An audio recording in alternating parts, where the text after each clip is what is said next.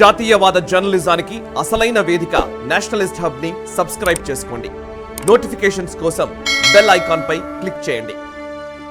భారత్లో ఖలిస్తానీ ఉద్యమాలను పెంచి పోషించేందుకు 5 ఐస్ దేశాలు ప్రయత్నాలు చేస్తున్నాయా అంటే అవుననే సమాధానాలే వినిపిస్తున్నాయి.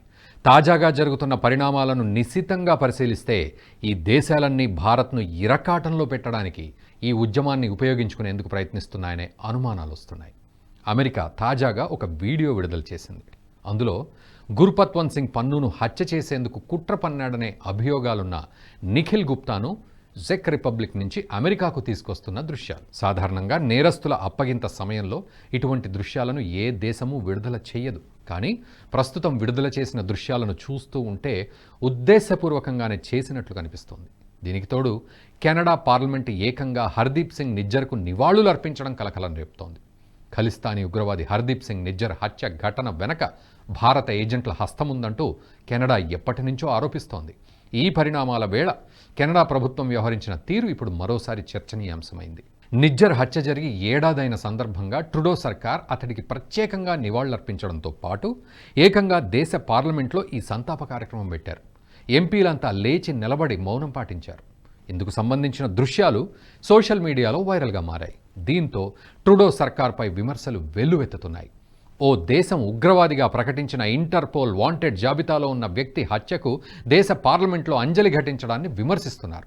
దీనికి తోడు అటు ఆస్ట్రేలియా టీవీ జర్నలిస్ట్ ఒకరు భారత్ను విమర్శిస్తూ డాక్యుమెంటరీ తీశారు. ఏబీసీ అనే వార్తా సంస్థ రూపొందించిన ఈ డాక్యుమెంటరీలో భారత్ ఖలిస్తానీ వేర్పాటువాదులను టార్గెట్ కిల్లింగ్ చేస్తోందని ఆరోపించింది.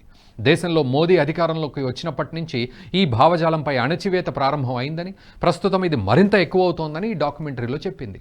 దీంతోపాటు నిజ్జర్ను చంపడంలో భారత అధికారుల పాత్ర ఉందని, గుర్పత్వంత్ సింగ్ పన్నును కూడా భారత్ హత్య చేయడానికి ప్రయత్నించిందని ఆరోపణలు గుప్పించింది. అయితే ఇందులో ఆయా దేశాల దగ్గరే ఎటువంటి ఆధారాలు లేవు. నిజ్జర్ విషయంలో కెనడాని ఒట్టి ఆరోపణలు మాత్రమే. అతన్ని భారత్ హత్య చేసిందనే విషయంలో ఎటువంటి ఆధారాలైతే లేవు. అయినా కూడా ఈ డాక్యుమెంటరీలో భారత అధికారులు ఉన్నారనే ఆరోపణలు చేయడానికి కారణమేంటి అన్నదే ఇక్కడ సందేహంగా మారింది. 2024 సార్వత్రిక ఎన్నికల ఫలితాలు వెలువడగానే దేశంలో రాజకీయ పరిస్థితులు పూర్తిగా మారిపోయాయి. 10 ఏళ్లుగా పూర్తి మెజార్టీతో అధికారంలో ఉన్న మోదీకి ఈసారి సొంతంగా మెజార్టీ రాలేదు. కూటమికి మెజార్టీ ఉండటంతో మిత్రపక్షాలతో మోదీ ప్రభుత్వాన్ని ఏర్పాటు చేసుకున్నారు. దీని కారణంగా ఇంతకు ముందు ఉన్నట్టు బలం లేకుండా పోయింది.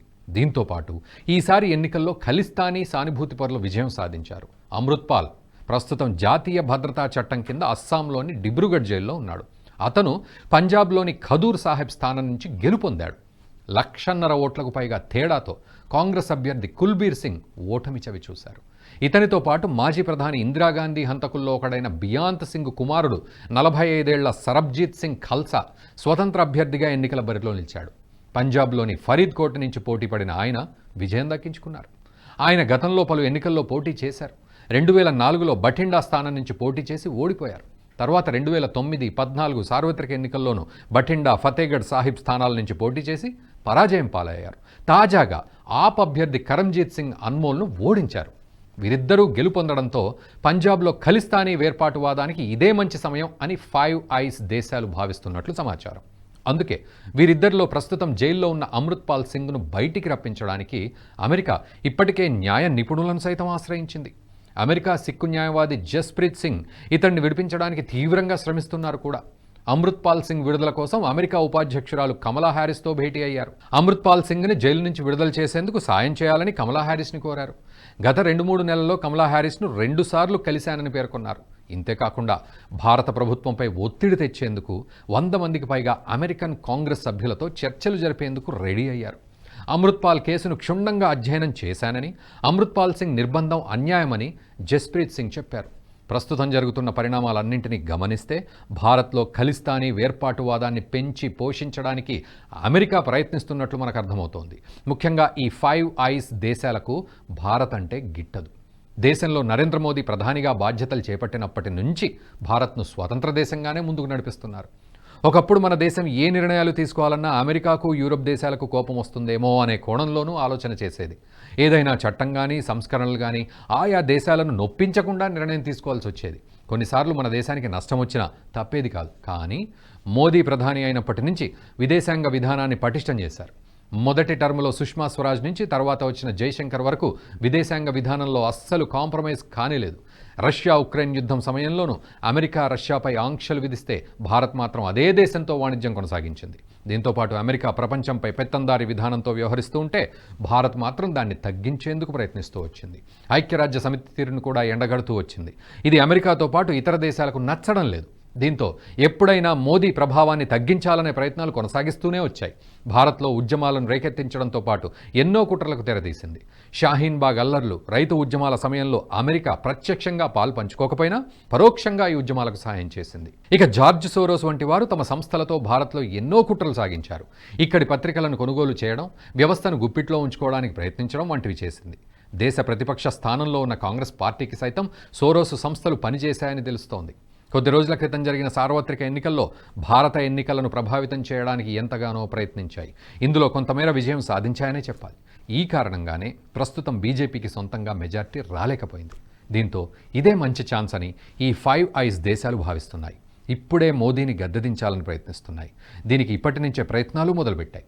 ఇందులో భాగంగానే ప్రస్తుతం నిఖిల్ గుప్తాకు సంబంధించిన వీడియోను సైతం విడుదల చేసింది.